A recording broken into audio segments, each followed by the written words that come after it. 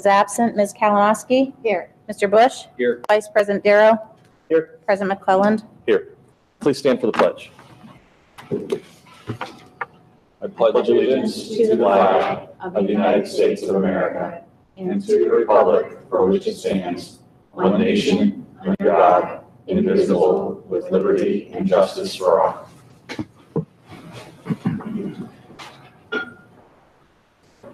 Members have had the opportunity to look at the board minutes from our February 25th meeting. I'd request a motion to approve those board minutes. Second. Mr. Bush, Ms. Kalinowski, roll call, please. Mr. Bush? Yes. Ms. Kalinowski? Yes. Vice President Darrow? Yes. President McClelland? Yes. Now to tonight's meeting agenda. Any additions or corrections? No, thank you. With none, could I entertain a motion for approval of tonight's agenda? So moved. Second. Mr. Darrow, Ms. Kalinowski, roll call, please. Vice President Darrow? Yes. Ms. Kalinowski? Yes. Mr. Bush? Yes. President McClelland? Yes. Communications to the board, Mr. Sawyers. Thank you, President McClellan. I have one topic prior to tonight's presentation, and it's relative to phone calls we're receiving for clarification on the calamity days within the school district. So just for public understanding, the November electrical outage that we experienced on the school campus does contribute as one of the days for the calamity. We've had 4 other that are weather related to specific to the polar vortex. So we have exercised our right to the 5 calamity days that are permissible through Board of Education policy. Any additional full days that we are closed will require makeup beginning at the end of the school year with the day after school ends. So right now we are fine. We've only had 5. That is the maximum amount permissible through board policy. If we have another full day closure, we will start the makeup process. 2-hour delays between now and probably May 1st, because we live in Ohio and there's this thing called weather, do not count towards the total. So we can have as many 2-hour delays as necessary. However, a full day closure of any type for any reason, water, electrical, or weather, will require makeup beginning at the end of the school year. That's it. Don't need to add anything to that, do we? Let's hope it doesn't snow or have ice. Ice is our biggest issue, honestly. It's not snow. Let's hope there's no more ice between now and May. Okay, thank you. Next, we have what is becoming an annual event here. Would you like to take over, Ms. Jenkins? Actually, I'd like to invite Auditor Okay. Faber to the podium. So we're honored tonight to have the current Auditor of State, Keith Faber, with us in what has become, again, an annual tradition here, an award with distinction that's given to our finance department. And so, Auditor Faber, I will turn it over to you. Do I need to speak on the microphone or am I loud? If you'd like to be For on TV land, for would TV you please? purposes. Yes. Well, good evening, everyone. My name is Keith Faber. I'm your state auditor. It is truly an honor to be here to recognize your school district for something that frankly doesn't happen every day. This is the top of the top awards that we give from the state auditor's office. It's our Excellence with Distinction Award for having a perfect audit. You get these awards if you make no mistakes and there is nothing amiss. Effectively, this is as good as it gets. The percentage of entities out of the 6,000 or so that we audit that get this award is very small. And so it's even smaller to have them for 7 years in a row. And this is the 7th year in a row your district has received this award. So it's a tribute not just to your fiscal staff, it's a tribute specifically to your treasurer and your leadership of this fine institution. And I'm going to go just a little off script here. This school district is special. You all know that. The staff that you have, the quality that you have in your community, the teachers and the students, this is the bar that the rest of the state school districts are trying to achieve. Keep doing it. Keep raising the bar, keep being tougher, keep getting your expectations satisfied, and keep your community happy. I am honored to be here to present this. I also want to recognize that your mayor is with me, Sloan, whose other day job is as my chief of staff. He wanted to come out here and help present this as well and recognize his community, which I know he's very proud of. So with that, I want to ask your treasurer to come forward if she would. I would love for my assistant to come forward as well, because we all know It's a team sport. really does the work. It is a team sport. Get in here, we'll let you hold that. And how about we do this? Put you right in the middle. That way the picture looks good.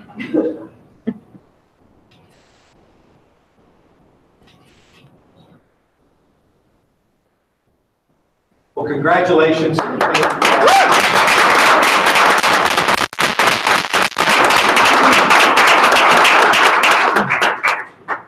I want to end with this. We look forward to being back here again next year. You do the full thing. You do a CAFR audit, and so we'll be back probably next year as well. I assume it's going to keep going good. But if any of you have anything, any of your audience or any of your watchers at home have anything that the State Auditor's Office needs to know, you can always reach out to us. We have a 1-800 hotline. You can also reach me at Keith@auditor. Make sure I get this right. Where's Auditor.gov. At OhioAuditor.gov. Keith@OhioAuditor.gov. Thank you for all you do. If you have any students that want to do an internship, we are also always welcome to cooperate with that as well. So we believe academics are important, and your students are, again, top of the crop. So thank you, and it's great to see you. Thank you so Thank much. you very much.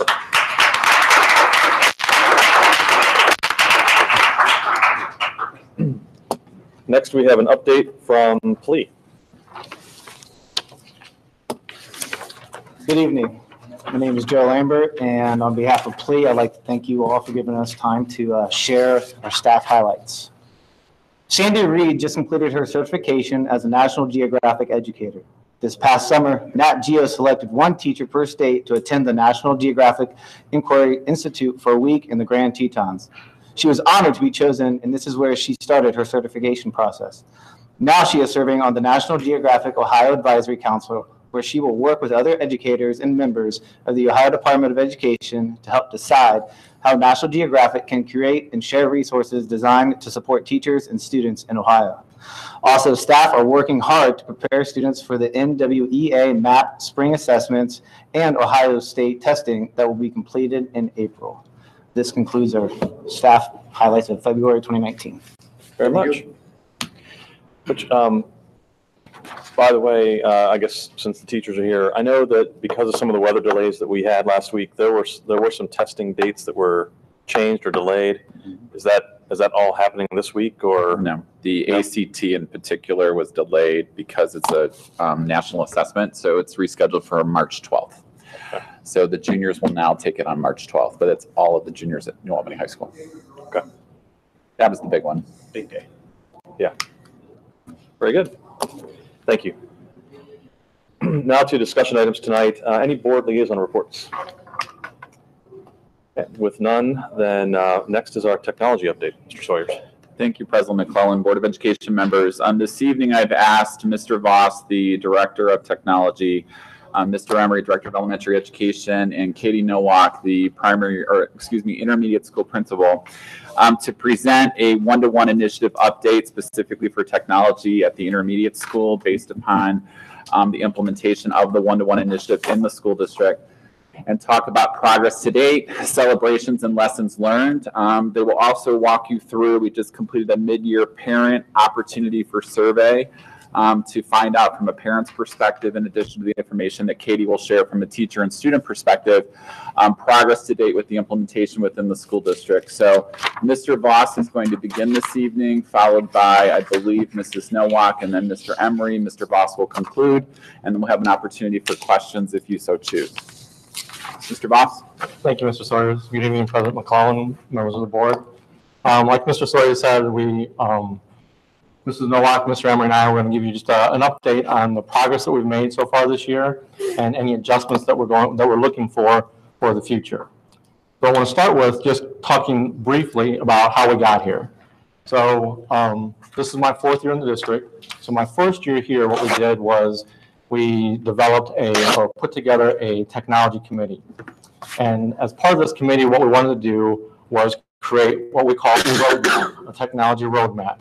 We called it a roadmap instead of a plan because with the roadmap, we want to know where we are and where we want to be. And then we develop a path to get from where we are to where we want to be. So we call it a roadmap at that point. So one of the results of that committee and the roadmap was this diagram.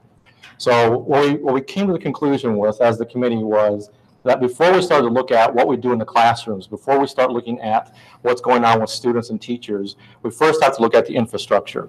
Because without a good, solid infrastructure, it doesn't matter what we do on top of that.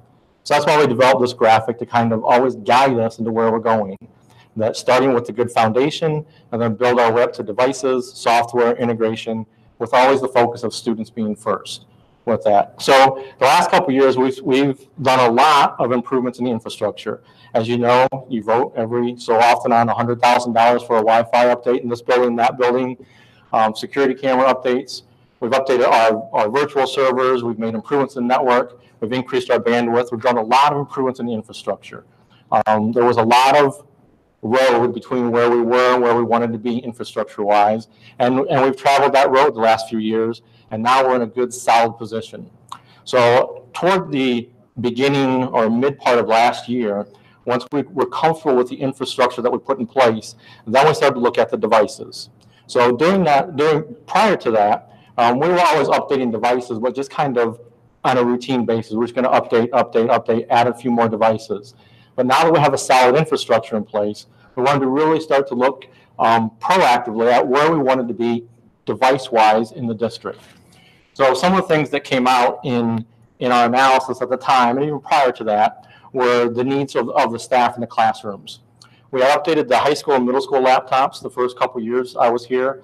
And then the elementary teachers last year, it was their turn for the update. Their equipment was getting older, kind of end of life. So we needed to do something with their equipment. We also needed to update the classroom AV. We had smart boards and projectors that were going on 10 years old. We literally couldn't buy parts to support those anymore. We had to do a lot of jumping through hoops just to get them to work. And then even then, the projectors were dim and very hard to see in a classroom. So we knew we had to do something with those. So when we looked at the staff equipment, the classroom equipment, and we also decided, or didn't decide, we also realized that we needed more student devices.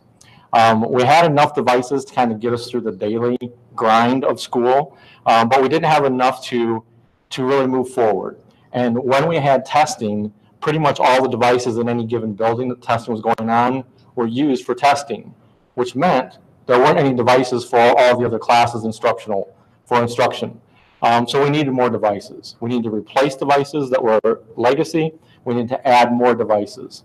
So once we started to put these things together, we looked at what we needed to do for staff, what we need to do for classrooms, what we need to do for increasing the number of student devices. It was a lot of stuff we were going to buy. It was a lot of devices, a lot of hardware going on. And that's when we took a step back and said, do we really just want to keep doing this piecemeal, just keep kind of throwing stuff on top, replacing, or do we want to do something different for the district, something that moves us forward? And that's when we started talking about, well, what if we started to plan for a one-to-one environment? And one-to-one just means one device per student. So again, comparing to what we had to do anyways, with what it would cost to just go one-to-one, the cost difference wasn't that much. So worked with the award-winning treasurer's department and looked at our 5-year forecast and decided, and we looked, is it even possible, is it even feasible to do this? Because if it's not sustainable, we don't want to jump into it and then in a couple of years say, well, we can't keep going on this path. So we crunched the numbers and we decided that it is sustainable for at least the 5-year forecast that we have. And then we just keep adjusting and seeing as we move forward from there. But knowing that it's sustainable, knowing that we had to buy a bunch of devices anyways, now we start planning for that one-to-one. And a lot of that planning was just talking with other districts around the 270 loop. Districts like Hilliard, Upper Arlington, Dublin, Gahanna, those districts are all one-to-one already, and they have been for years. So they've kind of done the hard work in terms of planning and knowing what's good, what's bad.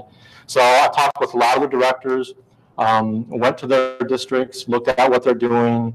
Hilliard was iPads, Upper Arlington's MacBook Airs, Gahanna's Chromebooks, Dublin's Chromebooks. So there's lots of different devices out there. So part of our planning was, what's the right device for us? And that's where we landed on the iPad being the right device for us. And there were several reasons for that. One being just the features of the iPad. A Chromebook is pretty much good as long as you do Google and internet stuff. But an iPad, you can do all the Chromebook stuff, but then you can do lots of other things with it as well. Laptops, as far as MacBook Airs, now the cost starts to go up, and then the award-winning treasurer has twitches at that Yeah, point. the rest. So we want to keep the cost down, but still have as many features as we can with it. So that's what we decided with the iPad. First and foremost was the features that it had, the functionality that it had. But then also talking with other districts, and I won't name them at this point, but one district told me that they average 80 broken Chromebooks a week. So that's a lot of just throwing your money away. You buy a cheap device, you get what you pay for it to some extent, and you just keep replacing those. So that to me isn't sustainable to keep replacing devices over and over. When we look at iPads and their durability, they're not indestructible, but they do last a long time. They are durable. I'm sure, just in your personal lives, you probably have devices that last over the expected lifetime with it. So those were some of the reasons that we chose the iPads. First and foremost, the features, but then just the durability and what we could do with the devices. And in order to make it sustainable, we needed to keep them for at least 4 years. So once we decided on the iPad as the device, then we decided as the intermediate school being the first school in our rollout, in our initiative, in our one-to-one initiative. So we started out this year going grades 4 to 6, one-to-one. The teachers' equipment was all updated, so everyone's in place and ready to go. And now we're kind of midway through the year, and we start looking at what's going on, what progress have we made, and what adjustments, if any, do we need to make for the future. So I'm going to turn it over to Mrs. Nowak now so she can talk about some of the things that she's seen in her building this year. Good evening. Here to share an update on some of the positive feedback and celebrations we've received thus far, both from staff through classroom observation, conversation, and a staff survey, as well as from parents on the recent mid-year survey. These are some of the common themes that have been celebrated in a positive light. So from a staff perspective, staff really feel like using technology as a tool has allowed there to be a focus on student voice and creation in their learning. They feel that when students share their learning in diverse and authentic ways, this kind of ups the ante, if you will. Students really want to do a better job in the production and quality of their work when they know it's going to be shared with their peers, or even authors or scientists, as we've had the opportunity to do in some of our interactions and projects for this year. There's been improved feedback and collaboration between student to student and student to teacher, as well as with families. And staff really like the ability to differentiate, have accessibility features, improved organization and efficiency. From the recent parent feedback that we received, here's some positive celebrations. Many parents commented on the creativity and opportunity for creation of quality work, the accessibility and improved organization for their students, the ability for students to learn at their own pace and have further opportunity for differentiation, student engagement, consistency of a common platform. They also talked about improved communication and feedback between students, teachers, and families, and student ownership, accountability, and responsibility were all common themes. I'm going to share some pictures with you as well. This is an example from earlier this year of students using the iNaturalist app out in Swickard Woods. So as students are studying ecosystems and different organisms and food webs, they've had the opportunity to look at our own wetlands.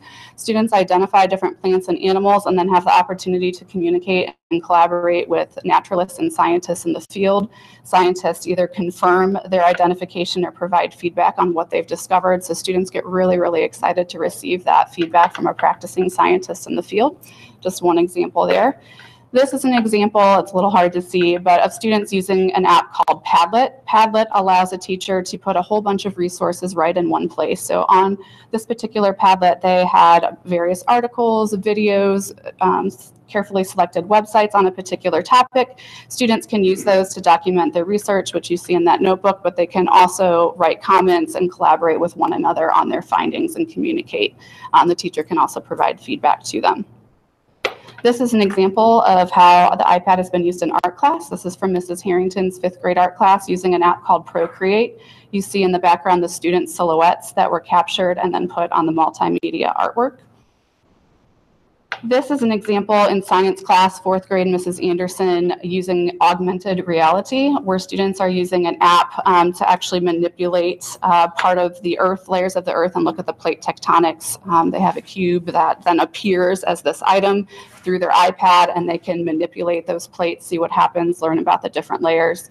We also have other augmented reality applications in science where kids can look at the solar system and see how the orbits and the comets and the human body systems is an example where they can look at hearts beating and kind of dig in further to the different ventricles and things like that. So a really cool opportunity that's really engaging for students to look at things from a 3D lens. And this is just another example of students collaborating and communicating in math class. They're also using a Padlet here to share the strategies that they used in math class and to justify their thinking and to maybe see how one student's method might be more efficient than theirs, but also interact with their peers and their teachers and share additional problems, student-created word problems as well as teacher, and allow for that two-way feedback. So those are just some examples from this school year. I'm going to turn it over to Mr. Emery. So as Katie mentioned earlier, we did a survey of our parent population. This was at the request of Superintendent Sawyers. It took place earlier this month, and it took over a 2-week span. So Mrs. Nowak has 2,000 parents on her email distribution list, representing the 1,100 students at her school. Her first request was in a Monday newsletter, which generated 85 replies. She sent another request the following Monday, which got us up to 135. And that was followed up by a text message directly to intermediate school parents, which actually then helped us generate close to 200 replies. We ended up at 196 to be precise. You can see from the bar graph that a large degree of respondents were 6th grade parents. And if you look at the bar graph, you'll see that those totals actually exceed 196. That's because many of our parents at the intermediate school have multiple children in 4th, 5th, and 6th grade. We asked 4 questions before the narrative section on the survey. The first question we asked is whether or not parents believed their child having access to a technology device had a positive impact on their child to do well in school. Roughly 70% of the parents agreed with that statement, and 16% disagreed. The second question is whether or not parents believed offering a technology device to each student is a worthwhile initiative for the New Albany Plain Local School District. In that case, 75% of parents agreed and 15% disagreed. We asked the parents if they'd be willing to attend sessions if we offered them to give them more information about how they could monitor the usage of the device by their children. Mr. Voss did offer sessions earlier in the year during curriculum night at the intermediate school. We are interested to see if we continue to offer those opportunities, would parents like to attend. 66% of our parents did suggest if we continue to offer these opportunities, they would like to learn more about how to monitor the iPad and their child's use of the device. And our last question was specifically to 5th and 6th grade parents. The 5th and 6th graders are the only students at the intermediate school that can take their devices home. The 4th graders, they just stay at school. So we did ask the 5th and 6th grade parents whether or not they believe the time that their child was using the iPad to complete homework at night, in their opinion, was that an appropriate amount of time. 64% of parents agreed, 15% disagreed. The rest of the survey was narrative. And if I were to summarize the feedback we received from parents through the narrative section and what the common concerns were, they sort of fell within these areas. The first is just the amount of screen time.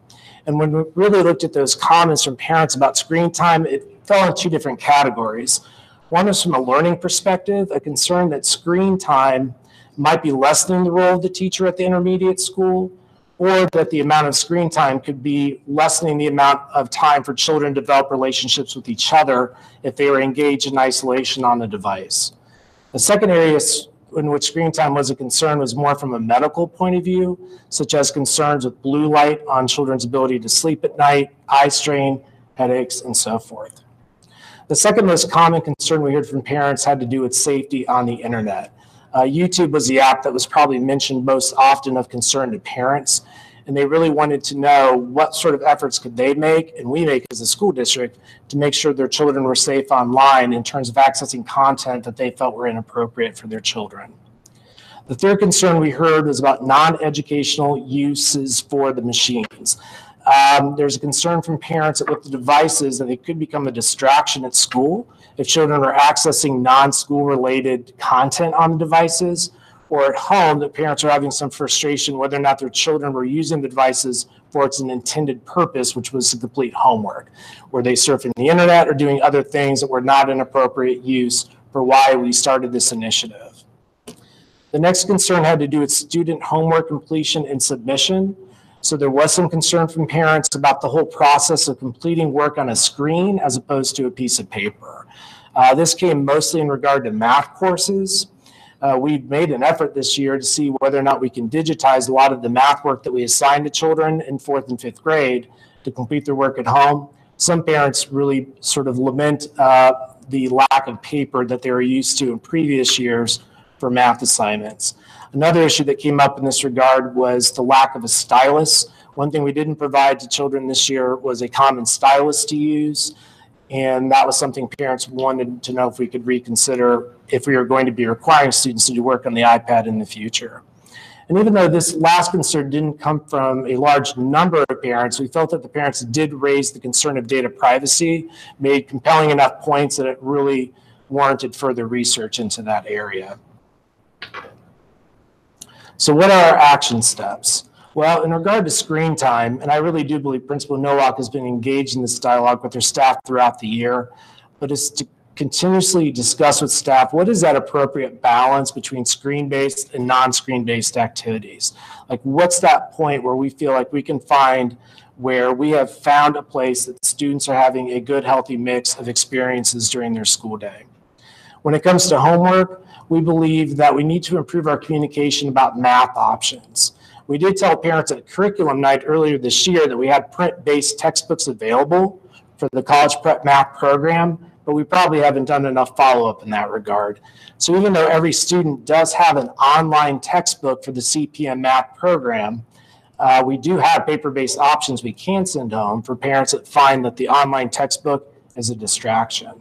And I'll own that decision because when I know we are rolling out the one-to-one initiative, I really do some educational benefits to the online version of the textbook in terms of its embedded homework help and its embedded glossary. And there's also a cost savings. It's $10 for an online textbook versus $75 for the print version. But we did buy print versions, not for every child, but a small selection, knowing that there could be children that prefer paper textbooks. So those are available, and we still have plenty at school. We'll just do a better job communicating to parents those are available. The other issue is that for students that we've learned that they are having frustration completing screen-based math work, we feel that our teachers have been flexible on a one-to-one case when they learn of these situations, that they'll accept paper-based work. But maybe Katie and I need to reevaluate how we're communicating that to all parents so that know that is an option, since it came up as a common concern on the survey. As far as internet safety and non-educational use, an example of how we're reacting to these situations would be restricted use of email. Students did have access to email accounts that they could use to email back and forth.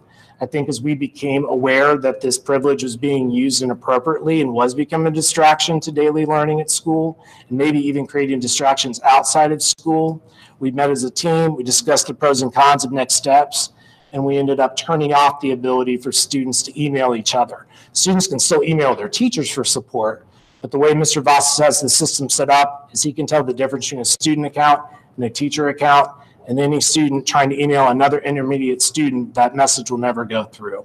So as we're learning about these situations from our students, teachers, and parents, we're trying to react to them as part of this first year of this initiative so we can make it even better for next year.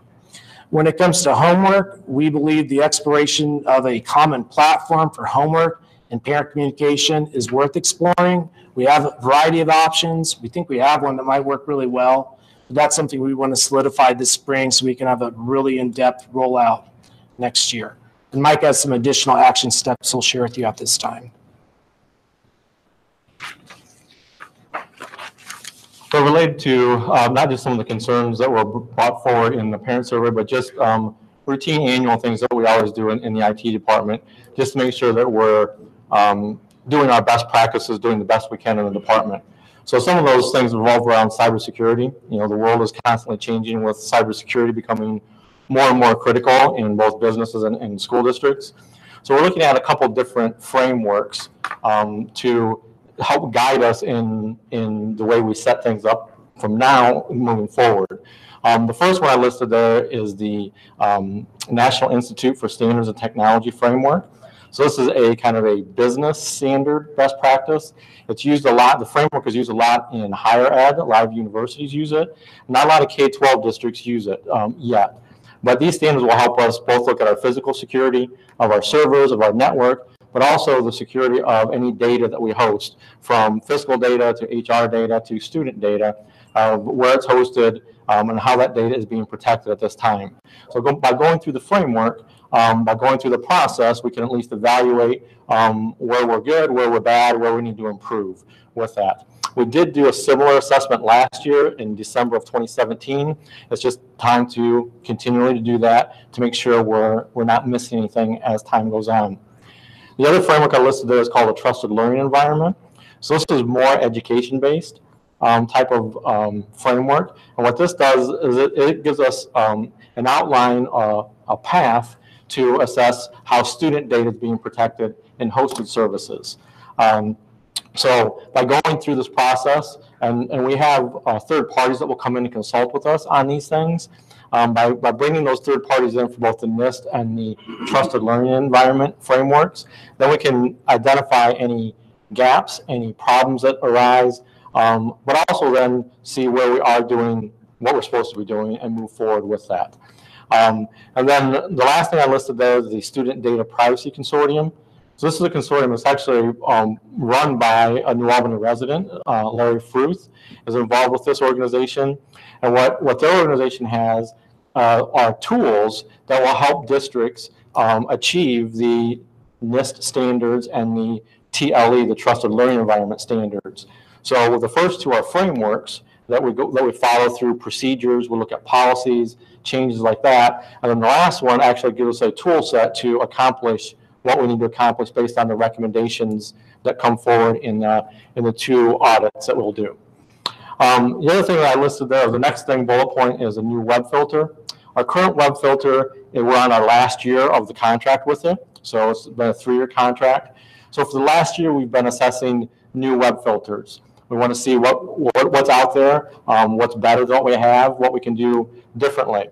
So we do have a new web filter. We signed the contract. We'll start setting it up shortly, and it'll officially begin July 1st, but we'll set it up this spring. But the advantage of the new web filter, one of the big advantages is it will filter devices outside of our network. So currently, our current web filter only filters devices when you're inside our network. Most districts that are one-to-one don't filter student devices when they're at home. So that was kind of the learning process that we went through when we were planning for this.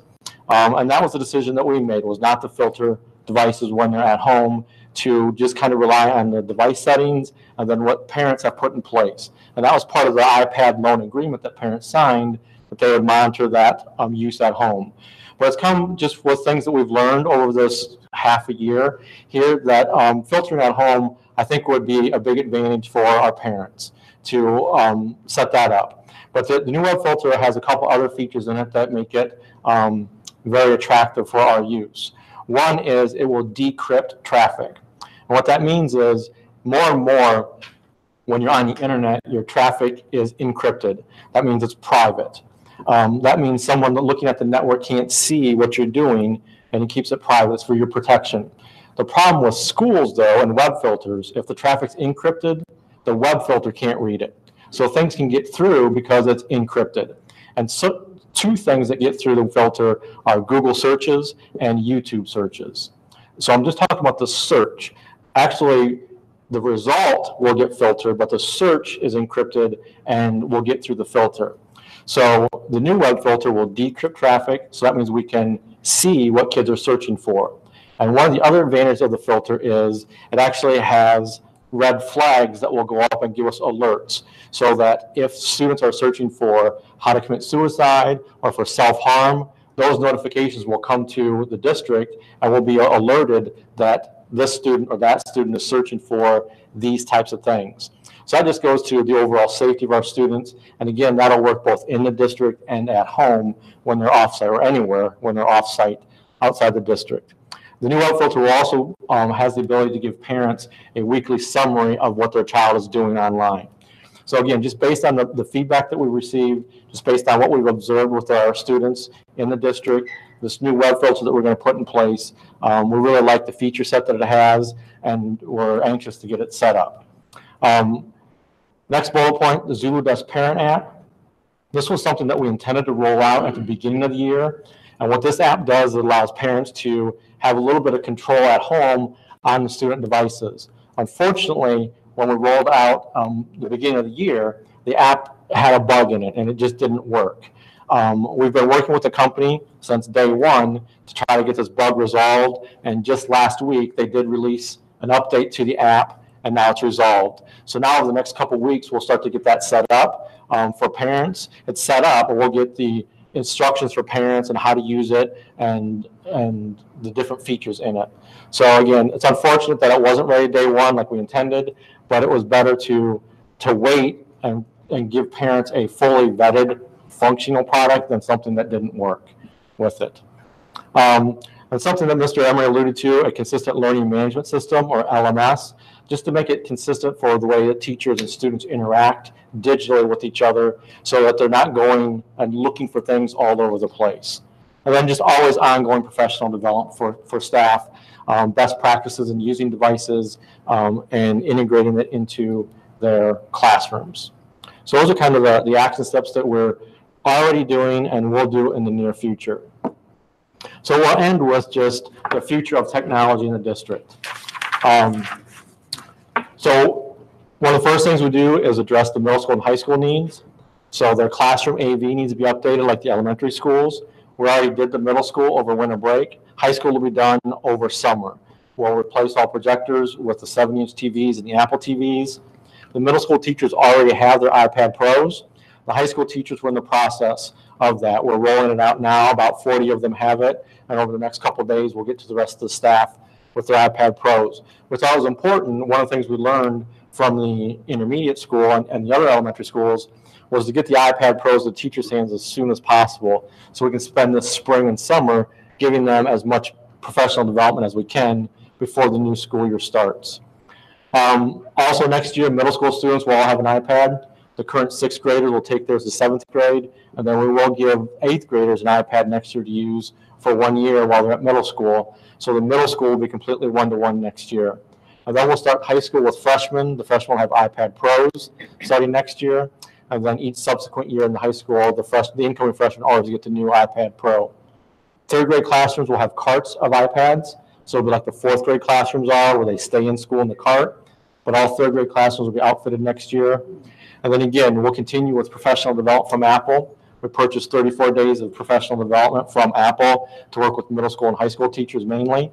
And mobile device management adjustments. So the mobile device management system is our MDM. That's what we use to control the iPads. And we set it up this year based on recommendations from Apple and from other districts. But as we go through the year, we see that, our district, just the way we do business here, we need to make adjustments. So that's just an ongoing thing. It's not a one and done thing. It's just we're constantly tweaking it to make the experience better for students and staff. So that's kind of what's on the roadmap for the next couple years or next year in technology. So with that, we'll end if there are any questions or comments. I have a quick question about the web filter. So you mentioned the ability to decrypt. Thinking about individual student privacy, particularly based on the searches you were suggesting.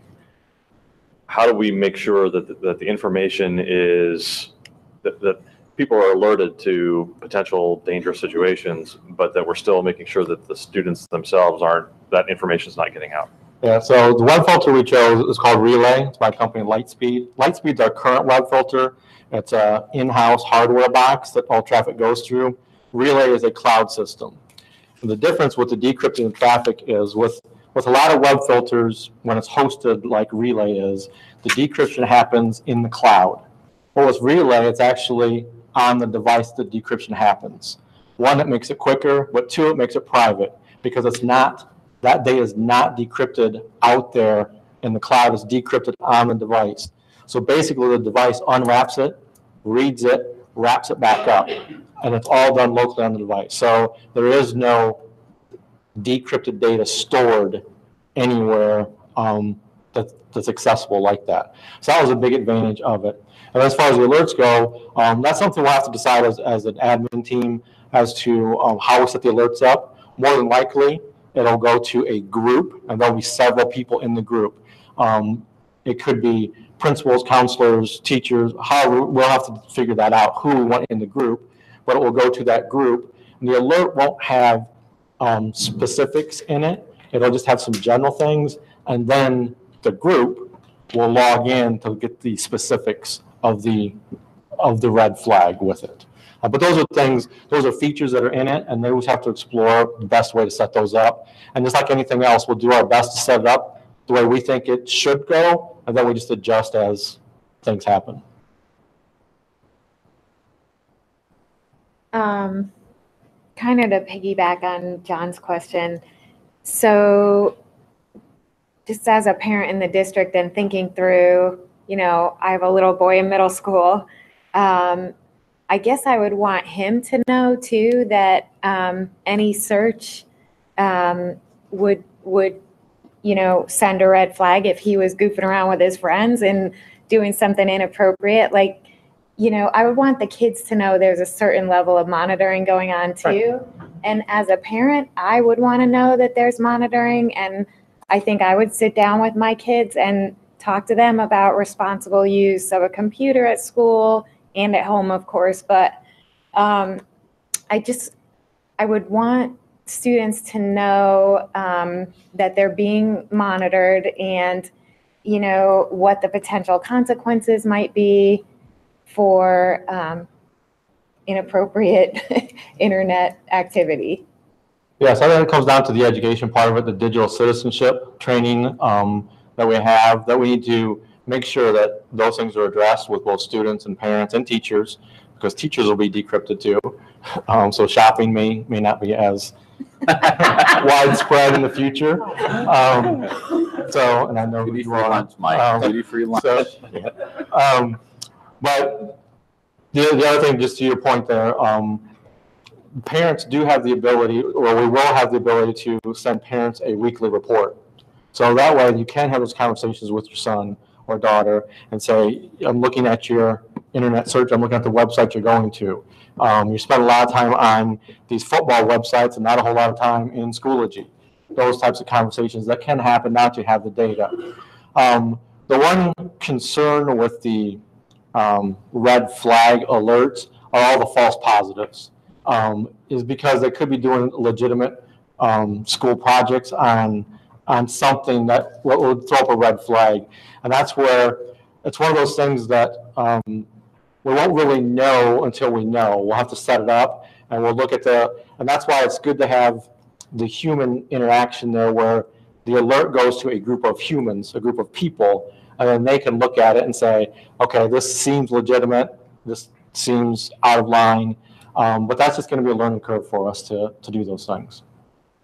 So will we plan to roll a policy out? We already have policies on acceptable use and digital citizenship within the school district. So based upon our initial review, we don't see that these are going to change those policies. It goes back to the education piece and the transparency piece with kids and teaching them and teaching staff the reality of what the new web filter system can do and will do based upon decryption. So there's work that we're going to have to put in place once it's up and running. So the intent, Mike, if I recall correctly from the conversations we've had with you on Lightspeed, is to run the parallel system yet this spring, just before the end of the school year, to make sure it's up and running so that we can test it a little bit before we get to August and have to roll out full blown, correct? Yeah, so we'll have our current Lightspeed hardware still in place and running, filtering things in the district the way it is now. And then we'll set up parallel relay to that so that we can then take groups of users and route them through that and then make adjustments.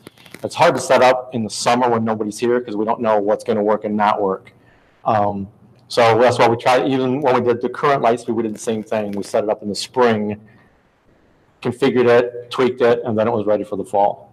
But to your point, Debbie, we'll continue to look at the policies, determine what additional changes, if any, are warranted, and bring them forward. We know there'll be some updates specifically to the student handbooks, as an example, so the language in there can be clarified to help kids understand, so that when it is reviewed at the start of the school year, this will be a topic that's hit very hard, so kids can understand what it is we're now capable of doing, to try to help them from a safety perspective, but at the same time understand that if you are just goofing around, this is a red flag that can create it, and it's going to result in a conversation that potentially could lead to some type of a consequence for inappropriate use. It's not where we'll start, but long term, it could become a violation of policy for acceptable use.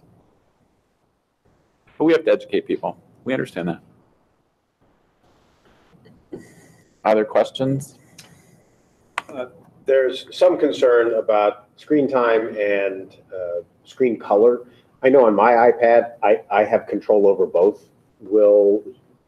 Do all the devices that we use, particularly the ones that go home, do all of those also have the capability for the student and or parent to make changes to the settings for screen time? And so currently they can do that. They can, a couple things in there. One is the night shift. They can turn that on. Yep. The other is reduce motion. So just as things are on the screen, you reduce that subtle refresh of it, and that alleviates a lot of eye strain also. So those things are on there now that they can change now. Again, our intent was to provide the mid-year update. We had promised when we had gone down this path 4 years ago when Mike started the work with the tech committee that involved the work of creating the roadmap of where we were a year ago to start this initiative based upon the capital needs within the school district, and then looking at the educational possibilities to create access, because Mike talked about it. And there's an entire section in the roadmap that really goes through the ability for the biggest problem being solved for deployment, because that was always the frustration at the building level for classroom teachers, was that you have a just-in-time learning opportunity that requires kid access to technology, but it's not your day for the cart. And we talked at length about that you would sign up for that. So that has not been the experience in grades 4, 5, and 6, but it's going back to Mike's overall perspective and really what was shared by Katie and Scott. We're well on our way, but there are learning opportunities that are still taking place and really improvements that can continue to happen to make this be everything that we envisioned it to be for our school district and really looking towards the future. So Mike, Katie, and Scott, thank you very much for the information you've shared this evening on behalf of the Board of Education. Thank you, guys. Thank you. Board policy. Board of Education members, if you'll recall from our last meeting, we presented recommendations for changes pursuant to Ohio Revised Code and or federal or state legislation, dominantly federal, for Board of Education policies. Based upon our discussion at the last meeting, I'm not going to go through them all. I will answer specific questions, but based upon the questions or feedback that were received, Board Policy 2110 plus for statement of purpose has been amended to include the specific definitions that the Board of Education created for the statement of purpose pursuant to the request by Mr. Darrow. And then secondly, Board Policy 533002 as presented this evening for change also includes the amended language for epinephrine for the EpiPen or its equivalent. So we've added the equivalent option based upon the brand language that was discussed at the last Board of Education meeting. Aside from that, the other policies are as presented. Happy to answer any questions you may have. Questions? All right, thank you. We have an opportunity for public participation. We have one person who has submitted an opportunity to speak to the board, Mr. John Gray. Please come to the podium, introduce yourself, and you'll have 5 minutes.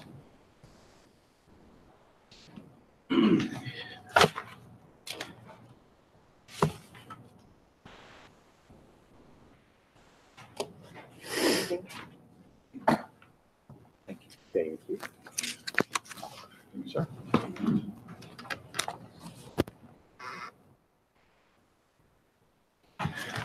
I'm not much of a public speaker, so I apologize if this is not a wonderful presentation. I have nothing against technology in the classroom. I do have a significant issue with our this one-to-one initiative where this stuff is brought home. And Mr. Voss mentioned that parents signed a pledge saying we were going to monitor this. And that's true, we did. But we were also told we were going to have an app that would allow us to monitor it. And as you heard tonight, that app is finally going to be available here at the end of February. Now, I've been talking to Mr. Emery a great deal. He's been very, very helpful. Had conversations with Superintendent Sawyer, and they've mentioned the fact that when problems come up, they go and they fix that. And that's true. But what we're forgetting here is when those problems come up, it's because the child's been harmed. We had a situation where I don't know if Mr. Emery heard from a lot of other people, but I know I informed him about the email situation because I was not aware that all these kids were going to be able to email each other whenever they wanted, including in school, which we found out the hard way. And my daughter got into a little bit of a cyberbullying situation. And it's all resolved and it's all fixed, but it doesn't make the pain go away. So it's really kind of important that we get this stuff right before we send it out and send it home with the kids. Finding out about it and fixing it is great. It'd be a lot better if we didn't have to fix anything at all because we had it right. Part of the things I handed out to you was just last week. I mean, we all know the problems with the internet. I don't have to go over it. But just last week, we had two situations with YouTubes. One where people, big companies were pulling all their advertising because of pedophile comments on videos that included children in them. And the other one was they had found on YouTube Kids, which is for 8 and under, some of the Nintendo videos had embedded in suicide instructions in the videos. So it's impossible really to block all of this stuff. There's just too much of it out there. And that's why I would love to see this stuff, especially with the younger kids, stay in school.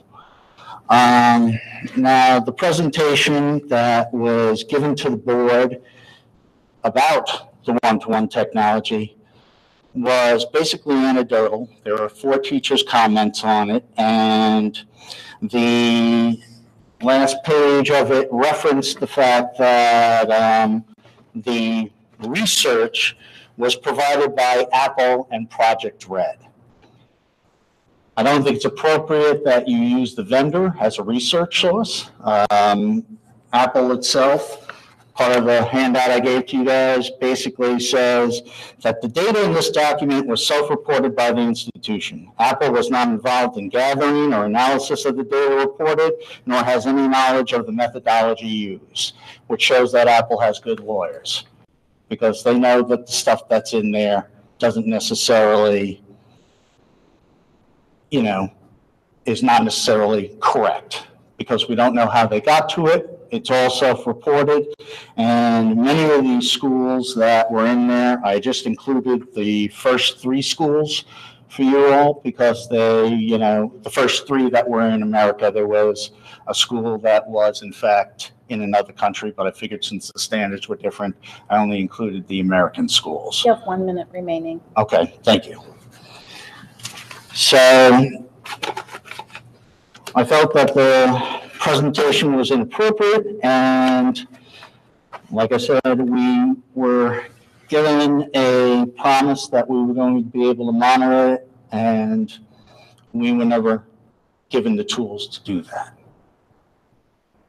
So I would really like the district to reconsider, especially like I said, with the younger ages, that it's something that's great in the classroom where the teachers can keep an eye on it, where they apparently have the ability to monitor, where we, as parents, did not. But I don't believe it belongs at home. We're going to have kids who are going to get hurt by this. I worked on, Nationwide Children's Hospital. Oh, sorry, that's my alarm. Okay, so.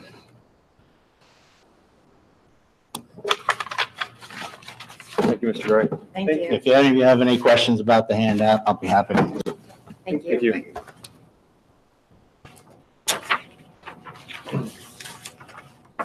Our next item is treasurer's items. Could I have a motion on items A through B? Second. Ms. Kalinowski, Mr. Bush. Ms. Jenkins?